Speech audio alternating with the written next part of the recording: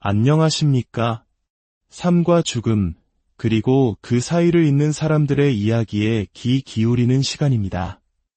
우리는 종종 죽음 앞에서 모든 사람이 선해지고 평화로워질 것이라 기대합니다. 마치 영화의 마지막 장면처럼 평생의 갈등과 오해를 풀고 아름다운 화해를 이루는 모습을 상상하곤 하죠. 하지만 제가 호스피스 전문 간호사로 수많은 임종의 순간을 지켜보며 깨달은 한 가지 분명한 진실이 있습니다. 사람은 살아온 모습 그대로 죽음을 맞이한다는 것입니다. 삶의 마지막 순간이라고 해서 갑자기 감정적으로 성숙하고 소통에 능하며 타인을 배려하는 사람으로 변하지는 않습니다. 평생을 살아온 방식, 즉 그 사람의 본질은 죽음이라는 거대한 사건 앞에서도 쉽게 변하지 않습니다. 오히려 더욱 선명하게 드러나는 경우가 많습니다. 오늘 이 이야기가 누군가의 마지막을 지켜야 하는 혹은 언젠가 지켜보게 될 여러분의 마음에 작은 위로와 현실적인 지혜가 되기를 바랍니다. 잠시 시간을 내어 구독과 좋아요를 눌러주시면 이 소중한 지혜가 더 필요한 분들께 닿는 데 큰 힘이 됩니다. 여러분의 선한 손길에 늘 평화가 함께하기를 기도합니다. 제 동료 중에는 죽음 둘라로 활동하는 분이 있습니다. 임종을 앞둔 분과 그 가족들을 정서적으로 또 영적으로 돕는 전문가입니다. 그녀는 어느 날 한 나르시시스트 성향의 환자 집을 다녀온 뒤 지친 목소리로 이런 말을 했습니다. 만약 당신의 부모님이 나르시시스트이거나 그런 성향이 매우 강하다면 그들의 임종 과정을 위한 계획을 반드시 세워야 합니다. 준비되지 않은 상태에서 그들의 마지막을 마주하는 것은 특별한 형태의 고문과도 같습니다.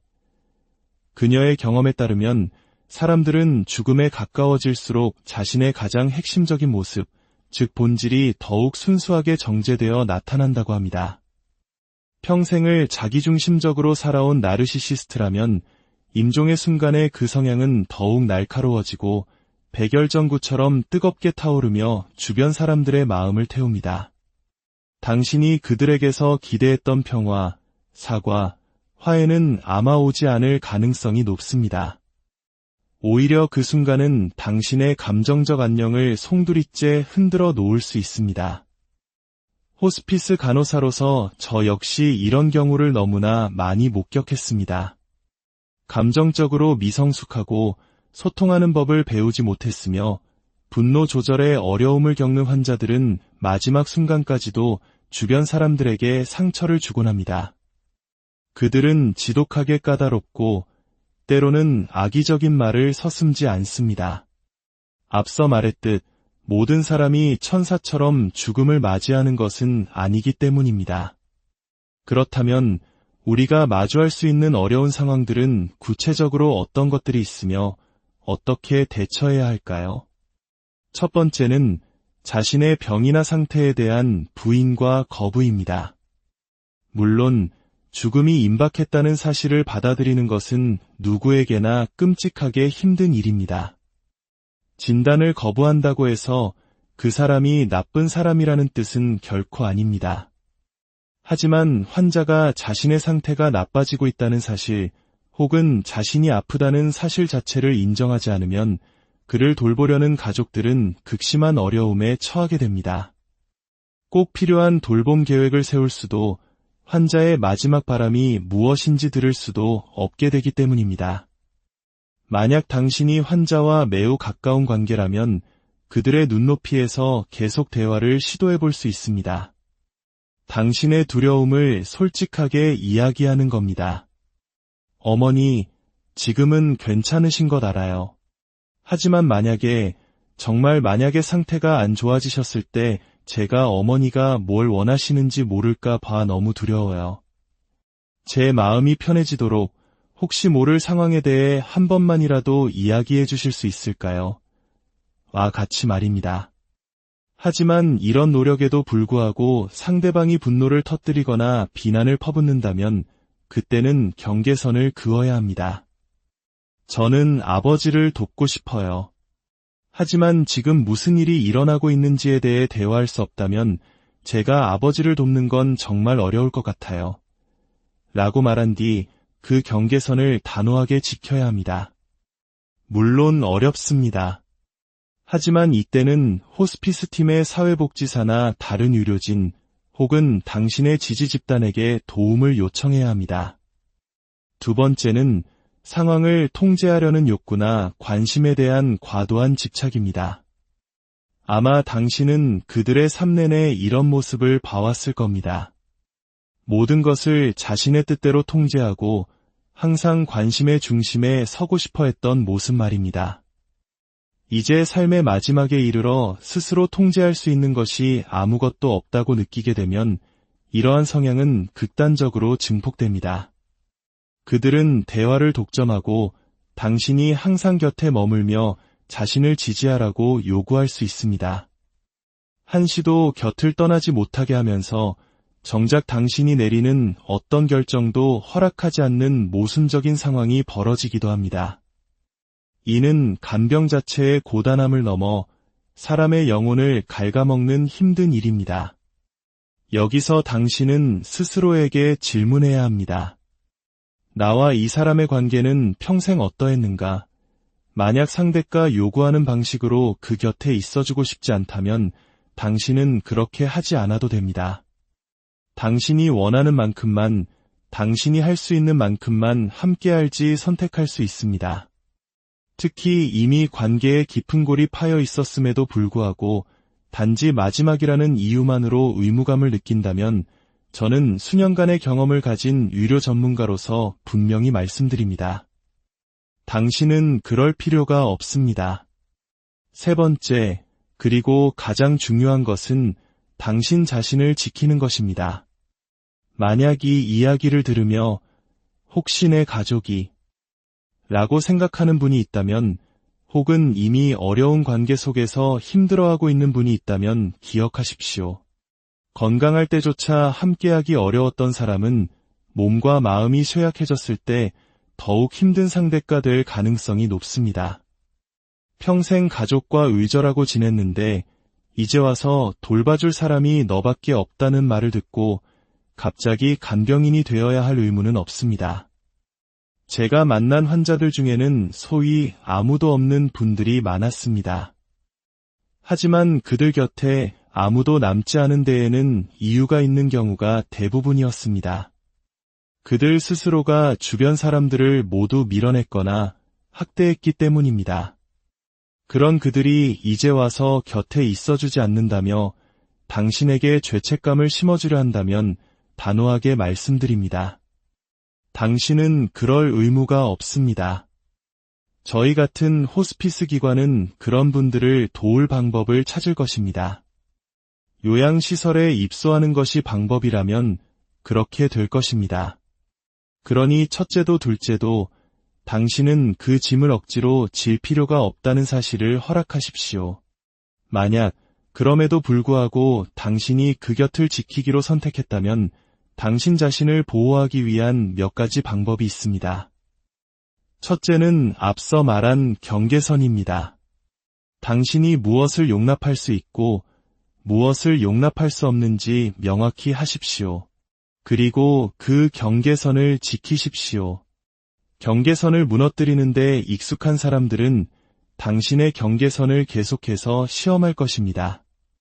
그들이 변할 것이라 기대하지 마십시오. 변해야 하는 것은 그들이 아니라 당신의 단호한 태도입니다. 과거에 제가 돌보던 한 환자는 제가 병실에 들어설 때마다 험한 말을 쏟아내곤 했습니다.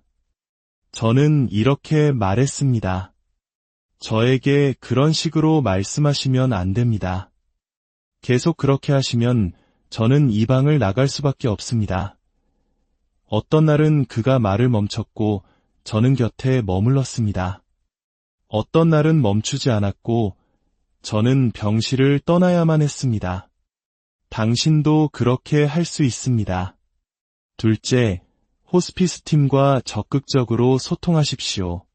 담당 간호사, 사회복지사, 원목 또는 영적 돌봄 전문가, 자원봉사자 등 팀 전체가 당신을 돕기 위해 존재합니다.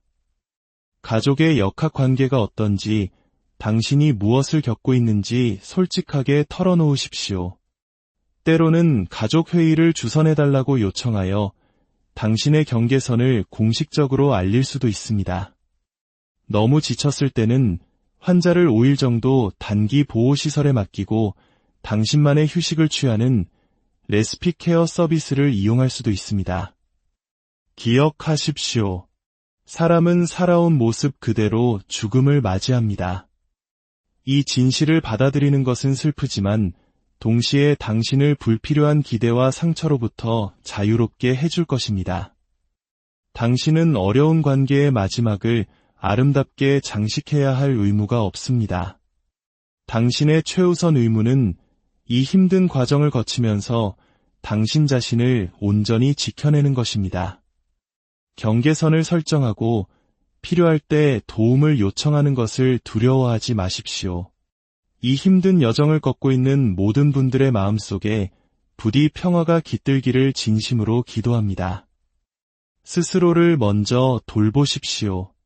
당신은 결코 혼자가 안녕하십니까? 삶과 죽음, 그리고 그 사이를 잇는 사람들의 이야기에 귀 기울이는 시간입니다. 우리는 종종 죽음 앞에서 모든 사람이 선해지고 평화로워질 것이라 기대합니다. 마치 영화의 마지막 장면처럼 평생의 갈등과 오해를 풀고 아름다운 화해를 이루는 모습을 상상하곤 하죠. 하지만 제가 호스피스 전문 간호사로 수많은 임종의 순간을 지켜보며 깨달은 한 가지 분명한 진실이 있습니다. 사람은 살아온 모습 그대로 죽음을 맞이한다는 것입니다. 삶의 마지막 순간이라고 해서 갑자기 감정적으로 성숙하고 소통에 능하며 타인을 배려하는 사람으로 변하지는 않습니다. 평생을 살아온 방식, 즉 그 사람의 본질은 죽음이라는 거대한 사건 앞에서도 쉽게 변하지 않습니다. 오히려 더욱 선명하게 드러나는 경우가 많습니다. 오늘 이 이야기가 누군가의 마지막을 지켜야 하는 혹은 언젠가 지켜보게 될 여러분의 마음에 작은 위로와 현실적인 지혜가 되기를 바랍니다. 잠시 시간을 내어 구독과 좋아요를 눌러주시면 이 소중한 지혜가 더 필요한 분들께 닿는 데 큰 힘이 됩니다. 여러분의 선한 손길에 늘 평화가 함께하기를 기도합니다. 제 동료 중에는 죽음 둘라로 활동하는 분이 있습니다. 임종을 앞둔 분과 그 가족들을 정서적으로 또 영적으로 돕는 전문가입니다. 그녀는 어느 날 한 나르시시스트 성향의 환자 집을 다녀온 뒤 지친 목소리로 이런 말을 했습니다. 만약 당신의 부모님이 나르시시스트이거나 그런 성향이 매우 강하다면 그들의 임종 과정을 위한 계획을 반드시 세워야 합니다. 준비되지 않은 상태에서 그들의 마지막을 마주하는 것은 특별한 형태의 고문과도 같습니다. 그녀의 경험에 따르면 사람들은 죽음에 가까워질수록 자신의 가장 핵심적인 모습, 즉 본질이 더욱 순수하게 정제되어 나타난다고 합니다. 평생을 자기중심적으로 살아온 나르시시스트라면 임종의 순간에 그 성향은 더욱 날카로워지고 백열전구처럼 뜨겁게 타오르며 주변 사람들의 마음을 태웁니다. 당신이 그들에게서 기대했던 평화, 사과, 화해는 아마 오지 않을 가능성이 높습니다. 오히려 그 순간은 당신의 감정적 안녕을 송두리째 흔들어 놓을 수 있습니다. 호스피스 간호사로서 저 역시 이런 경우를 너무나 많이 목격했습니다. 감정적으로 미성숙하고 소통하는 법을 배우지 못했으며 분노 조절에 어려움을 겪는 환자들은 마지막 순간까지도 주변 사람들에게 상처를 주곤 합니다. 그들은 지독하게 까다롭고 때로는 악의적인 말을 서슴지 않습니다. 앞서 말했듯 모든 사람이 천사처럼 죽음을 맞이하는 것은 아니기 때문입니다. 그렇다면 우리가 마주할 수 있는 어려운 상황들은 구체적으로 어떤 것들이 있으며 어떻게 대처해야 할까요? 첫 번째는 자신의 병이나 상태에 대한 부인과 거부입니다. 물론 죽음이 임박했다는 사실을 받아들이는 것은 누구에게나 끔찍하게 힘든 일입니다. 진단을 거부한다고 해서 그 사람이 나쁜 사람이라는 뜻은 결코 아닙니다. 하지만 환자가 자신의 상태가 나빠지고 있다는 사실, 혹은 자신이 아프다는 사실 자체를 인정하지 않으면 그를 돌보려는 가족들은 극심한 어려움에 처하게 됩니다. 꼭 필요한 돌봄 계획을 세울 수도, 환자의 마지막 바람이 무엇인지 들을 수도 없게 되기 때문입니다. 만약 당신이 환자와 매우 가까운 관계라면 그들의 눈높이에서 계속 대화를 시도해 볼 수 있습니다. 당신의 두려움을 솔직하게 이야기하는 겁니다. 어머니, 지금은 괜찮으신 것 알아요. 하지만 정말 만약에 상태가 안 좋아지셨을 때 제가 어머니가 뭘 원하시는지 모를까 봐 너무 두려워요. 제 마음이 편해지도록 혹시 모를 상황에 대해 한 번만이라도 이야기해 주실 수 있을까요? 와 같이 말입니다. 하지만 이런 노력에도 불구하고 상대방이 분노를 터뜨리거나 비난을 퍼붓는다면 그때는 경계선을 그어야 합니다. 저는 아버지를 돕고 싶어요. 하지만 지금 무슨 일이 일어나고 있는지에 대해 대화할 수 없다면 제가 아버지를 돕는 건 정말 어려울 것 같아요. 라고 말한 뒤 그 경계선을 단호하게 지켜야 합니다. 물론 어렵습니다. 하지만 이때는 호스피스 팀의 사회복지사나 다른 의료진 혹은 당신의 지지 집단에게 도움을 요청해야 합니다. 두 번째는 상황을 통제하려는 욕구나 관심에 대한 과도한 집착입니다. 아마 당신은 그들의 삶 내내 이런 모습을 봐왔을 겁니다. 모든 것을 자신의 뜻대로 통제하고 항상 관심의 중심에 서고 싶어 했던 모습 말입니다. 이제 삶의 마지막에 이르러 스스로 통제할 수 있는 것이 아무것도 없다고 느끼게 되면 이러한 성향은 극단적으로 증폭됩니다. 그들은 대화를 독점하고 당신이 항상 곁에 머물며 자신을 지지하라고 요구할 수 있습니다. 한시도 곁을 떠나지 못하게 하면서 정작 당신이 내리는 어떤 결정도 허락하지 않는 모순적인 상황이 벌어지기도 합니다. 이는 간병 자체의 고단함을 넘어 사람의 영혼을 갉아먹는 힘든 일입니다. 여기서 당신은 스스로에게 질문해야 합니다. 나와 이 사람의 관계는 평생 어떠했는가? 만약 상대가 요구하는 방식으로 그 곁에 있어주고 싶지 않다면 당신은 그렇게 하지 않아도 됩니다. 당신이 원하는 만큼만, 당신이 할 수 있는 만큼만 함께할지 선택할 수 있습니다.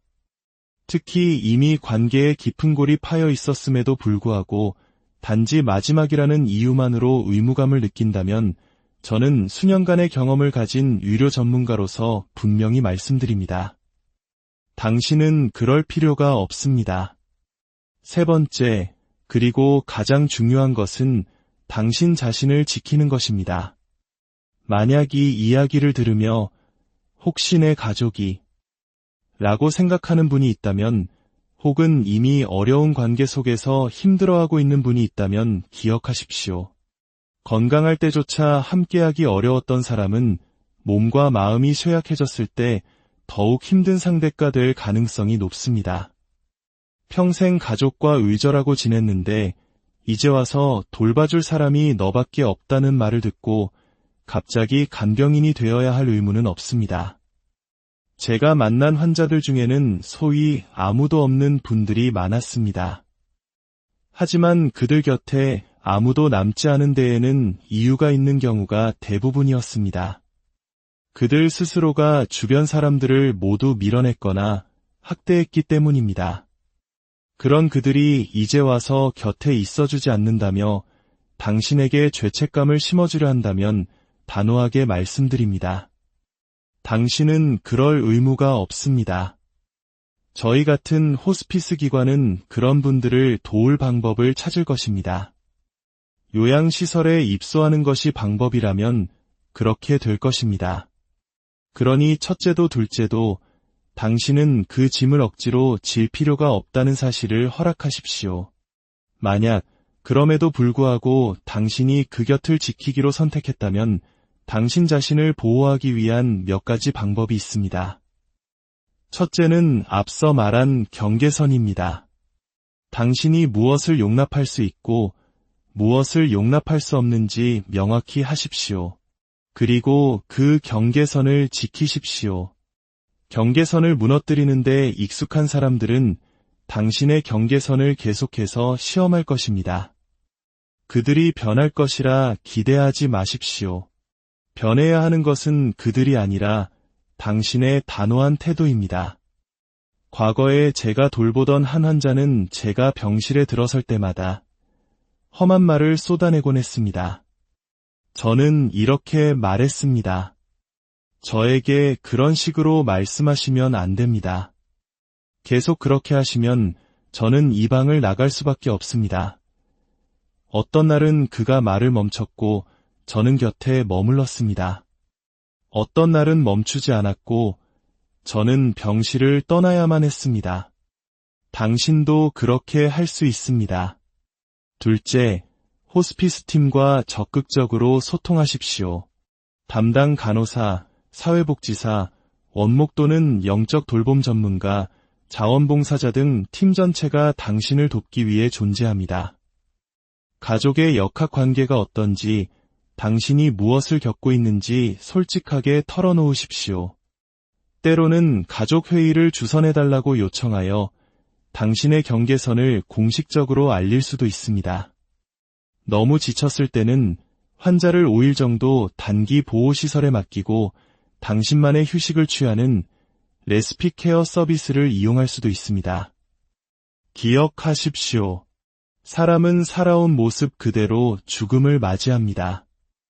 이 진실을 받아들이는 것은 슬프지만 동시에 당신을 불필요한 기대와 상처로부터 자유롭게 해줄 것입니다. 당신은 어려운 관계의 마지막을 아름답게 장식해야 할 의무가 없습니다. 당신의 최우선 의무는 이 힘든 과정을 거치면서 당신 자신을 온전히 지켜내는 것입니다. 경계선을 설정하고 필요할 때 도움을 요청하는 것을 두려워하지 마십시오. 이 힘든 여정을 걷고 있는 모든 분들의 마음속에 부디 평화가 깃들기를 진심으로 기도합니다. 스스로를 먼저 돌보십시오. 당신은 결코 혼자가 안녕하십니까? 삶과 죽음, 그리고 그 사이를 잇는 사람들의 이야기에 귀 기울이는 시간입니다. 우리는 종종 죽음 앞에서 모든 사람이 선해지고 평화로워질 것이라 기대합니다. 마치 영화의 마지막 장면처럼 평생의 갈등과 오해를 풀고 아름다운 화해를 이루는 모습을 상상하곤 하죠. 하지만 제가 호스피스 전문 간호사로 수많은 임종의 순간을 지켜보며 깨달은 한 가지 분명한 진실이 있습니다. 사람은 살아온 모습 그대로 죽음을 맞이한다는 것입니다. 삶의 마지막 순간이라고 해서 갑자기 감정적으로 성숙하고 소통에 능하며 타인을 배려하는 사람으로 변하지는 않습니다.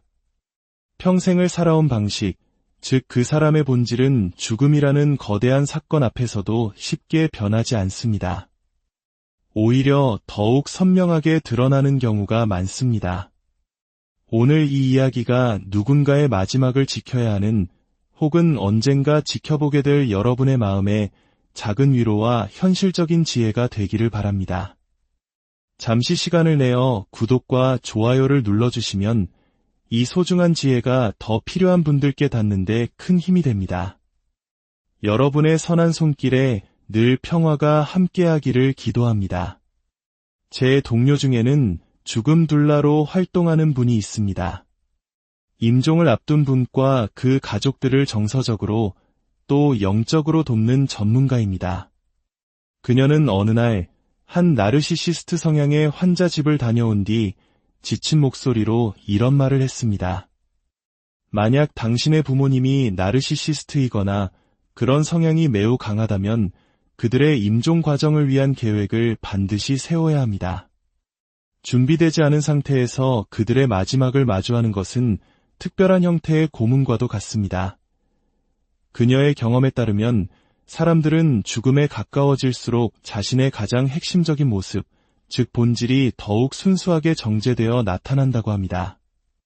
평생을 자기중심적으로 살아온 나르시시스트라면 임종의 순간에 그 성향은 더욱 날카로워지고 백열전구처럼 뜨겁게 타오르며 주변 사람들의 마음을 태웁니다. 당신이 그들에게서 기대했던 평화, 사과, 화해는 아마 오지 않을 가능성이 높습니다. 오히려 그 순간은 당신의 감정적 안녕을 송두리째 흔들어 놓을 수 있습니다. 호스피스 간호사로서 저 역시 이런 경우를 너무나 많이 목격했습니다. 감정적으로 미성숙하고 소통하는 법을 배우지 못했으며 분노 조절에 어려움을 겪는 환자들은 마지막 순간까지도 주변 사람들에게 상처를 주곤 합니다. 그들은 지독하게 까다롭고 때로는 악의적인 말을 서슴지 않습니다. 앞서 말했듯 모든 사람이 천사처럼 죽음을 맞이하는 것은 아니기 때문입니다. 그렇다면 우리가 마주할 수 있는 어려운 상황들은 구체적으로 어떤 것들이 있으며 어떻게 대처해야 할까요? 첫 번째는 자신의 병이나 상태에 대한 부인과 거부입니다. 물론 죽음이 임박했다는 사실을 받아들이는 것은 누구에게나 끔찍하게 힘든 일입니다.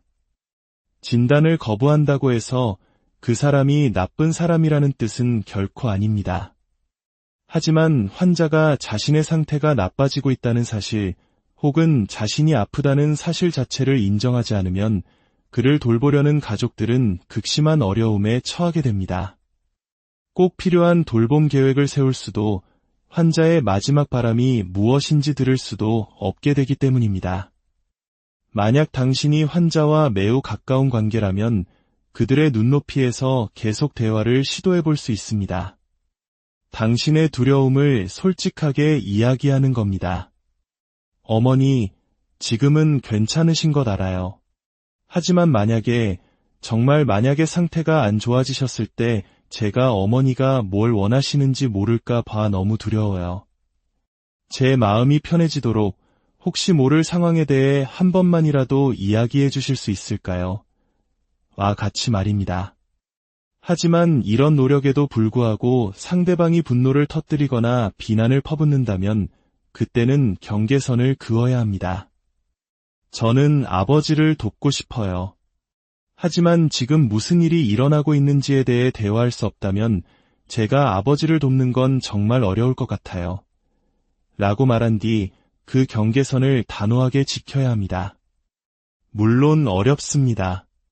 하지만 이때는 호스피스 팀의 사회복지사나 다른 의료진 혹은 당신의 지지 집단에게 도움을 요청해야 합니다. 두 번째는 상황을 통제하려는 욕구나 관심에 대한 과도한 집착입니다. 아마 당신은 그들의 삶 내내 이런 모습을 봐왔을 겁니다. 모든 것을 자신의 뜻대로 통제하고 항상 관심의 중심에 서고 싶어 했던 모습 말입니다. 이제 삶의 마지막에 이르러 스스로 통제할 수 있는 것이 아무것도 없다고 느끼게 되면 이러한 성향은 극단적으로 증폭됩니다. 그들은 대화를 독점하고 당신이 항상 곁에 머물며 자신을 지지하라고 요구할 수 있습니다. 한시도 곁을 떠나지 못하게 하면서 정작 당신이 내리는 어떤 결정도 허락하지 않는 모순적인 상황이 벌어지기도 합니다. 이는 간병 자체의 고단함을 넘어 사람의 영혼을 갉아먹는 힘든 일입니다. 여기서 당신은 스스로에게 질문해야 합니다. 나와 이 사람의 관계는 평생 어떠했는가? 만약 상대가 요구하는 방식으로 그 곁에 있어주고 싶지 않다면 당신은 그렇게 하지 않아도 됩니다. 당신이 원하는 만큼만, 당신이 할 수 있는 만큼만 함께할지 선택할 수 있습니다. 특히 이미 관계에 깊은 골이 파여 있었음에도 불구하고 단지 마지막이라는 이유만으로 의무감을 느낀다면 저는 수년간의 경험을 가진 의료 전문가로서 분명히 말씀드립니다. 당신은 그럴 필요가 없습니다. 세 번째, 그리고 가장 중요한 것은 당신 자신을 지키는 것입니다. 만약 이 이야기를 들으며 혹시 내 가족이 라고 생각하는 분이 있다면 혹은 이미 어려운 관계 속에서 힘들어하고 있는 분이 있다면 기억하십시오. 건강할 때조차 함께하기 어려웠던 사람은 몸과 마음이 쇠약해졌을 때 더욱 힘든 상대가 될 가능성이 높습니다. 평생 가족과 의절하고 지냈는데 이제 와서 돌봐줄 사람이 너밖에 없다는 말을 듣고 갑자기 간병인이 되어야 할 의무는 없습니다. 제가 만난 환자들 중에는 소위 아무도 없는 분들이 많았습니다. 하지만 그들 곁에 아무도 남지 않은 데에는 이유가 있는 경우가 대부분이었습니다. 그들 스스로가 주변 사람들을 모두 밀어냈거나 학대했기 때문입니다. 그런 그들이 이제 와서 곁에 있어주지 않는다며 당신에게 죄책감을 심어주려 한다면 단호하게 말씀드립니다. 당신은 그럴 의무가 없습니다. 저희 같은 호스피스 기관은 그런 분들을 도울 방법을 찾을 것입니다. 요양시설에 입소하는 것이 방법이라면 그렇게 될 것입니다. 그러니 첫째도 둘째도 당신은 그 짐을 억지로 질 필요가 없다는 사실을 허락하십시오. 만약 그럼에도 불구하고 당신이 그 곁을 지키기로 선택했다면 당신 자신을 보호하기 위한 몇 가지 방법이 있습니다. 첫째는 앞서 말한 경계선입니다. 당신이 무엇을 용납할 수 있고 무엇을 용납할 수 없는지 명확히 하십시오. 그리고 그 경계선을 지키십시오. 경계선을 무너뜨리는데 익숙한 사람들은 당신의 경계선을 계속해서 시험할 것입니다. 그들이 변할 것이라 기대하지 마십시오. 변해야 하는 것은 그들이 아니라 당신의 단호한 태도입니다. 과거에 제가 돌보던 한 환자는 제가 병실에 들어설 때마다 험한 말을 쏟아내곤 했습니다. 저는 이렇게 말했습니다. 저에게 그런 식으로 말씀하시면 안 됩니다. 계속 그렇게 하시면 저는 이 방을 나갈 수밖에 없습니다. 어떤 날은 그가 말을 멈췄고 저는 곁에 머물렀습니다. 어떤 날은 멈추지 않았고 저는 병실을 떠나야만 했습니다. 당신도 그렇게 할 수 있습니다. 둘째, 호스피스 팀과 적극적으로 소통하십시오. 담당 간호사, 사회복지사, 원목 또는 영적 돌봄 전문가, 자원봉사자 등 팀 전체가 당신을 돕기 위해 존재합니다. 가족의 역학관계가 어떤지, 당신이 무엇을 겪고 있는지 솔직하게 털어놓으십시오. 때로는 가족회의를 주선해달라고 요청하여 당신의 경계선을 공식적으로 알릴 수도 있습니다. 너무 지쳤을 때는 환자를 5일 정도 단기 보호시설에 맡기고 당신만의 휴식을 취하는 레스피 케어 서비스를 이용할 수도 있습니다. 기억하십시오. 사람은 살아온 모습 그대로 죽음을 맞이합니다. 이 진실을 받아들이는 것은 슬프지만 동시에 당신을 불필요한 기대와 상처로부터 자유롭게 해줄 것입니다. 당신은 어려운 관계의 마지막을 아름답게 장식해야 할 의무가 없습니다. 당신의 최우선 의무는 이 힘든 과정을 거치면서 당신 자신을 온전히 지켜내는 것입니다. 경계선을 설정하고 필요할 때 도움을 요청하는 것을 두려워하지 마십시오. 이 힘든 여정을 걷고 있는 모든 분들의 마음속에 부디 평화가 깃들기를 진심으로 기도합니다. 스스로를 먼저 돌보십시오. 당신은 결코 혼자가 안녕하십니까?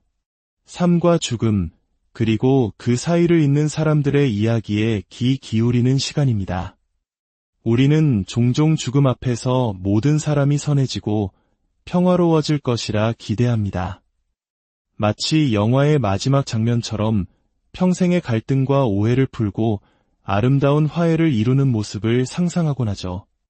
하지만 제가 호스피스 전문 간호사로 수많은 임종의 순간을 지켜보며 깨달은 한 가지 분명한 진실이 있습니다. 사람은 살아온 모습 그대로 죽음을 맞이한다는 것입니다. 삶의 마지막 순간이라고 해서 갑자기 감정적으로 성숙하고 소통에 능하며 타인을 배려하는 사람으로 변하지는 않습니다. 평생을 살아온 방식, 즉 그 사람의 본질은 죽음이라는 거대한 사건 앞에서도 쉽게 변하지 않습니다. 오히려 더욱 선명하게 드러나는 경우가 많습니다. 오늘 이 이야기가 누군가의 마지막을 지켜야 하는 혹은 언젠가 지켜보게 될 여러분의 마음에 작은 위로와 현실적인 지혜가 되기를 바랍니다. 잠시 시간을 내어 구독과 좋아요를 눌러주시면 이 소중한 지혜가 더 필요한 분들께 닿는데 큰 힘이 됩니다. 여러분의 선한 손길에 늘 평화가 함께하기를 기도합니다. 제 동료 중에는 죽음 둘라로 활동하는 분이 있습니다. 임종을 앞둔 분과 그 가족들을 정서적으로 또 영적으로 돕는 전문가입니다. 그녀는 어느 날 한 나르시시스트 성향의 환자 집을 다녀온 뒤 지친 목소리로 이런 말을 했습니다. 만약 당신의 부모님이 나르시시스트이거나 그런 성향이 매우 강하다면 그들의 임종 과정을 위한 계획을 반드시 세워야 합니다. 준비되지 않은 상태에서 그들의 마지막을 마주하는 것은 특별한 형태의 고문과도 같습니다. 그녀의 경험에 따르면 사람들은 죽음에 가까워질수록 자신의 가장 핵심적인 모습, 즉 본질이 더욱 순수하게 정제되어 나타난다고 합니다.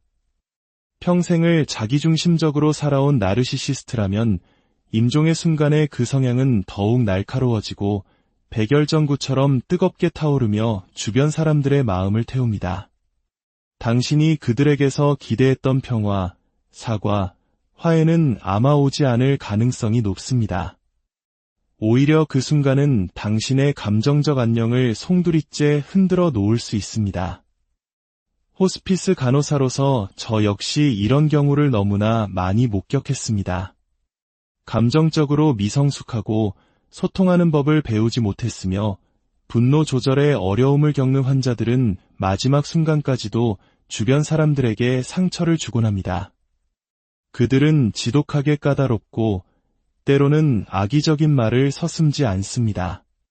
앞서 말했듯 모든 사람이 천사처럼 죽음을 맞이하는 것은 아니기 때문입니다. 그렇다면 우리가 마주할 수 있는 어려운 상황들은 구체적으로 어떤 것들이 있으며 어떻게 대처해야 할까요? 첫 번째는 자신의 병이나 상태에 대한 부인과 거부입니다. 물론 죽음이 임박했다는 사실을 받아들이는 것은 누구에게나 끔찍하게 힘든 일입니다. 진단을 거부한다고 해서 그 사람이 나쁜 사람이라는 뜻은 결코 아닙니다. 하지만 환자가 자신의 상태가 나빠지고 있다는 사실, 혹은 자신이 아프다는 사실 자체를 인정하지 않으면 그를 돌보려는 가족들은 극심한 어려움에 처하게 됩니다. 꼭 필요한 돌봄 계획을 세울 수도 환자의 마지막 바람이 무엇인지 들을 수도 없게 되기 때문입니다. 만약 당신이 환자와 매우 가까운 관계라면 그들의 눈높이에서 계속 대화를 시도해 볼 수 있습니다. 당신의 두려움을 솔직하게 이야기하는 겁니다. 어머니, 지금은 괜찮으신 것 알아요. 하지만 정말 만약에 상태가 안 좋아지셨을 때 제가 어머니가 뭘 원하시는지 모를까 봐 너무 두려워요. 제 마음이 편해지도록 혹시 모를 상황에 대해 한 번만이라도 이야기해 주실 수 있을까요? 와 같이 말입니다.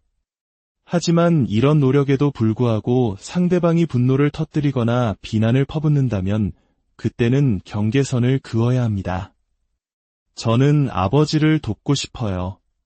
하지만 지금 무슨 일이 일어나고 있는지에 대해 대화할 수 없다면 제가 아버지를 돕는 건 정말 어려울 것 같아요. 라고 말한 뒤 그 경계선을 단호하게 지켜야 합니다. 물론 어렵습니다. 하지만 이때는 호스피스 팀의 사회복지사나 다른 의료진 혹은 당신의 지지 집단에게 도움을 요청해야 합니다. 두 번째는 상황을 통제하려는 욕구나 관심에 대한 과도한 집착입니다.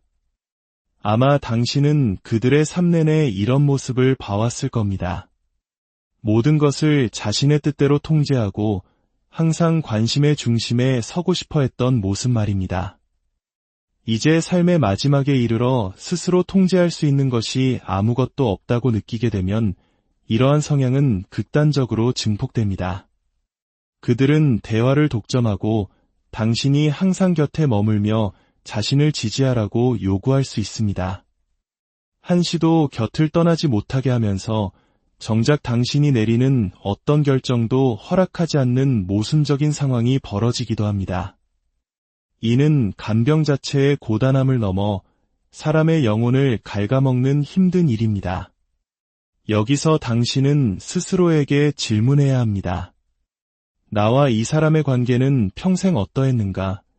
만약 상대가 요구하는 방식으로 그 곁에 있어주고 싶지 않다면 당신은 그렇게 하지 않아도 됩니다. 당신이 원하는 만큼만, 당신이 할 수 있는 만큼만 함께할지 선택할 수 있습니다. 특히 이미 관계에 깊은 골이 파여 있었음에도 불구하고 단지 마지막이라는 이유만으로 의무감을 느낀다면 저는 수년간의 경험을 가진 의료 전문가로서 분명히 말씀드립니다. 당신은 그럴 필요가 없습니다.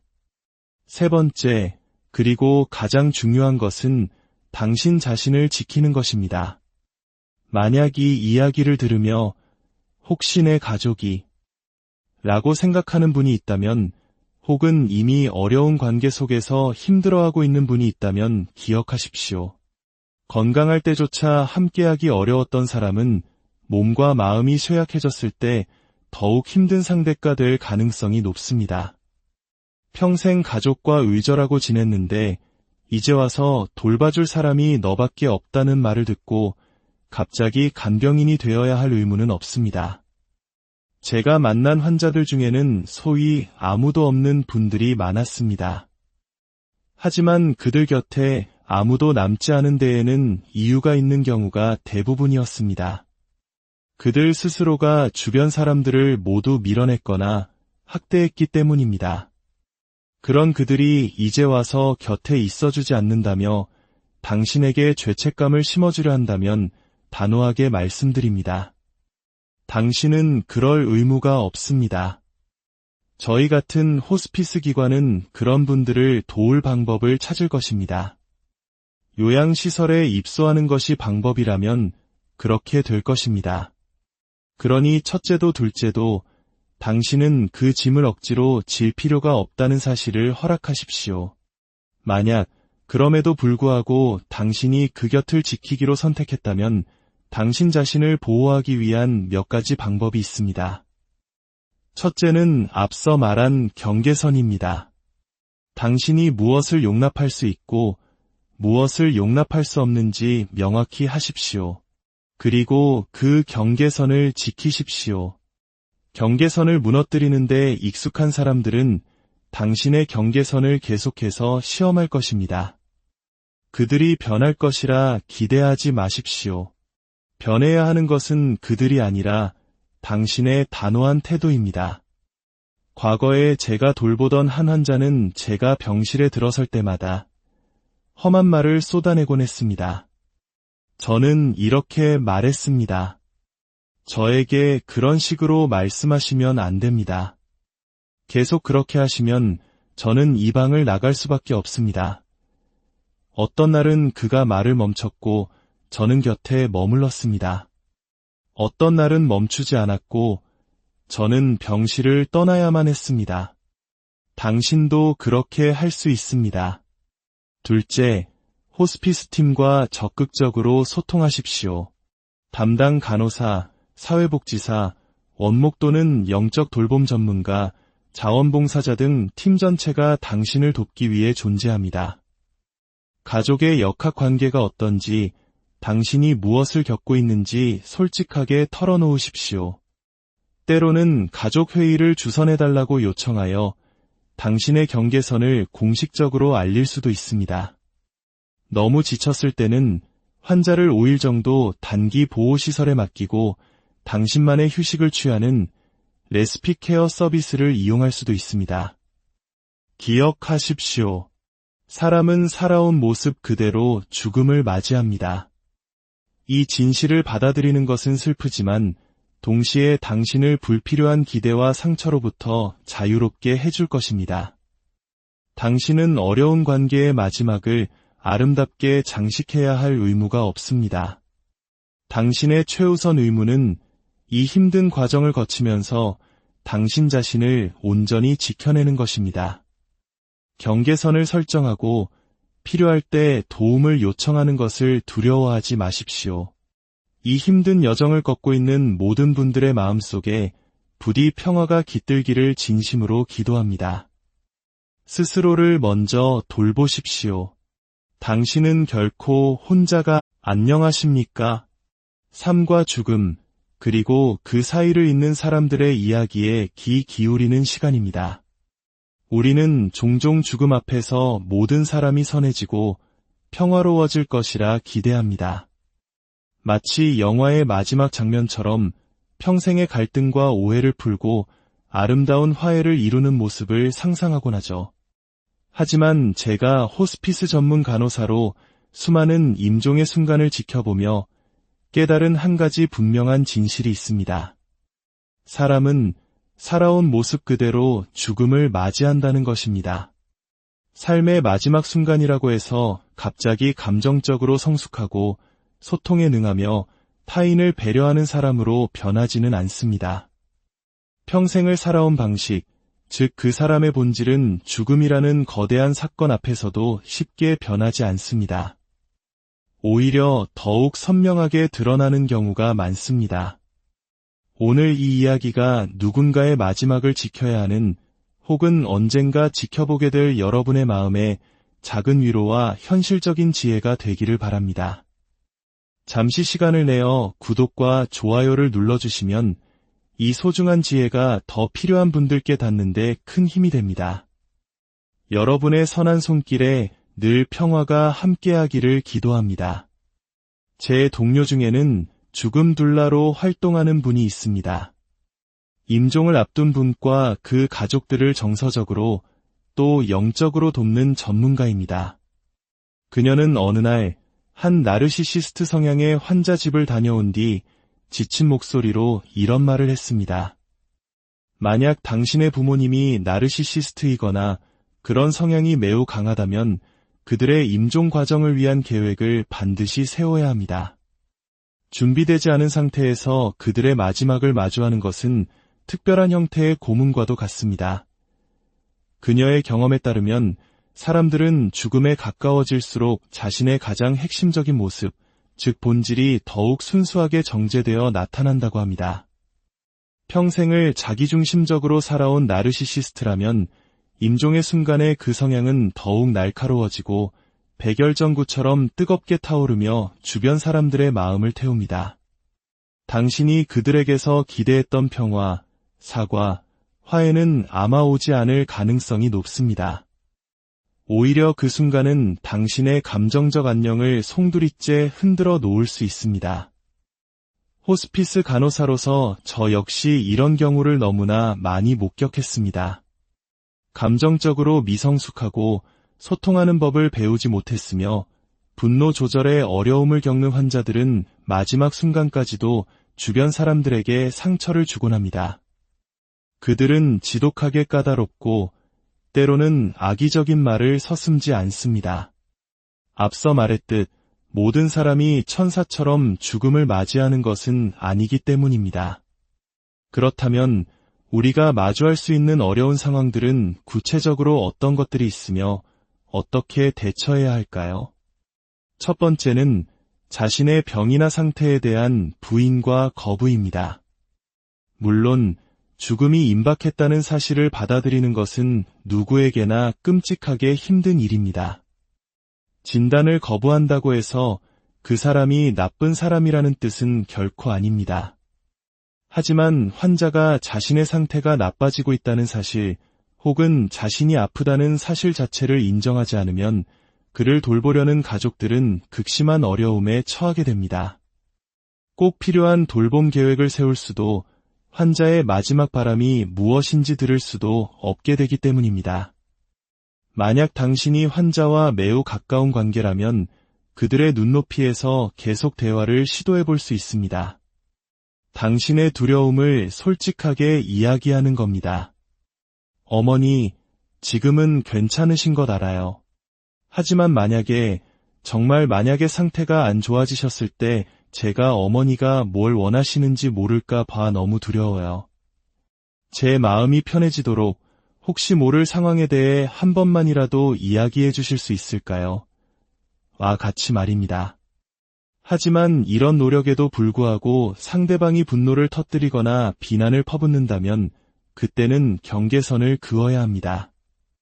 저는 아버지를 돕고 싶어요. 하지만 지금 무슨 일이 일어나고 있는지에 대해 대화할 수 없다면 제가 아버지를 돕는 건 정말 어려울 것 같아요. 라고 말한 뒤 그 경계선을 단호하게 지켜야 합니다. 물론 어렵습니다. 하지만 이때는 호스피스 팀의 사회복지사나 다른 의료진 혹은 당신의 지지 집단에게 도움을 요청해야 합니다. 두 번째는 상황을 통제하려는 욕구나 관심에 대한 과도한 집착입니다. 아마 당신은 그들의 삶 내내 이런 모습을 봐왔을 겁니다. 모든 것을 자신의 뜻대로 통제하고 항상 관심의 중심에 서고 싶어 했던 모습 말입니다.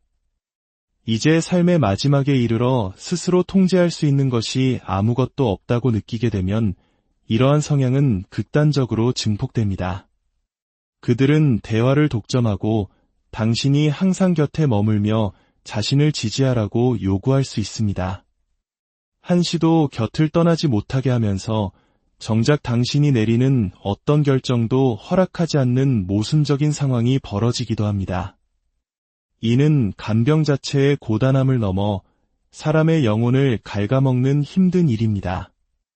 여기서 당신은 스스로에게 질문해야 합니다. 나와 이 사람의 관계는 평생 어떠했는가?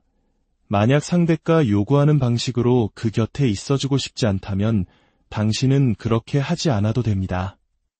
당신이 원하는 만큼만, 당신이 할 수 있는 만큼만 함께 할지 선택할 수 있습니다. 특히 이미 관계에 깊은 골이 파여 있었음에도 불구하고 단지 마지막이라는 이유만으로 의무감을 느낀다면 저는 수년간의 경험을 가진 의료 전문가로서 분명히 말씀드립니다. 당신은 그럴 필요가 없습니다. 세 번째, 그리고 가장 중요한 것은 당신 자신을 지키는 것입니다. 만약 이 이야기를 들으며 혹시 내 가족이 라고 생각하는 분이 있다면 혹은 이미 어려운 관계 속에서 힘들어하고 있는 분이 있다면 기억하십시오. 건강할 때조차 함께하기 어려웠던 사람은 몸과 마음이 쇠약해졌을 때 더욱 힘든 상대가 될 가능성이 높습니다. 평생 가족과 의절하고 지냈는데 이제 와서 돌봐줄 사람이 너밖에 없다는 말을 듣고 갑자기 간병인이 되어야 할 의무는 없습니다. 제가 만난 환자들 중에는 소위 아무도 없는 분들이 많았습니다. 하지만 그들 곁에 아무도 남지 않은 데에는 이유가 있는 경우가 대부분이었습니다. 그들 스스로가 주변 사람들을 모두 밀어냈거나 학대했기 때문입니다. 그런 그들이 이제 와서 곁에 있어주지 않는다며 당신에게 죄책감을 심어주려 한다면 단호하게 말씀드립니다. 당신은 그럴 의무가 없습니다. 저희 같은 호스피스 기관은 그런 분들을 도울 방법을 찾을 것입니다. 요양시설에 입소하는 것이 방법이라면 그렇게 될 것입니다.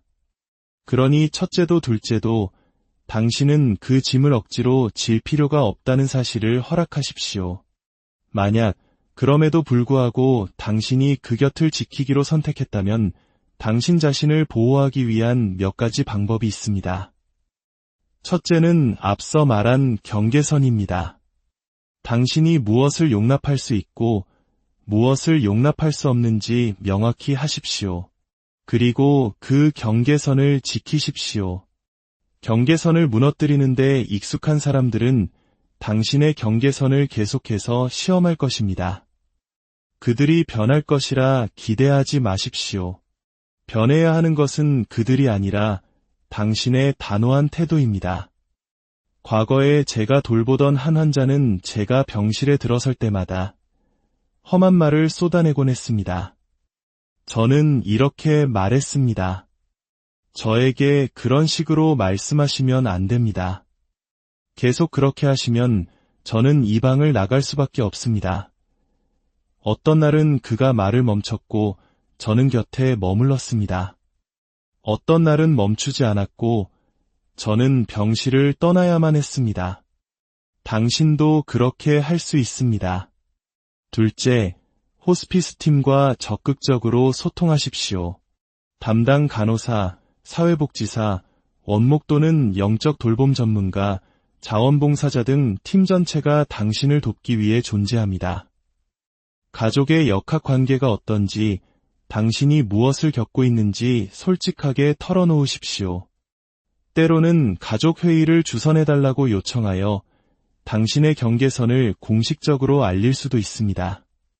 너무 지쳤을 때는 환자를 5일 정도 단기 보호시설에 맡기고 당신만의 휴식을 취하는 레스피 케어 서비스를 이용할 수도 있습니다. 기억하십시오. 사람은 살아온 모습 그대로 죽음을 맞이합니다. 이 진실을 받아들이는 것은 슬프지만 동시에 당신을 불필요한 기대와 상처로부터 자유롭게 해줄 것입니다. 당신은 어려운 관계의 마지막을 아름답게 장식해야 할 의무가 없습니다. 당신의 최우선 의무는 이 힘든 과정을 거치면서 당신 자신을 온전히 지켜내는 것입니다. 경계선을 설정하고 필요할 때 도움을 요청하는 것을 두려워하지 마십시오. 이 힘든 여정을 걷고 있는 모든 분들의 마음속에 부디 평화가 깃들기를 진심으로 기도합니다. 스스로를 먼저 돌보십시오. 당신은 결코 혼자가 안녕하십니까? 삶과 죽음, 그리고 그 사이를 잇는 사람들의 이야기에 귀 기울이는 시간입니다. 우리는 종종 죽음 앞에서 모든 사람이 선해지고 평화로워질 것이라 기대합니다.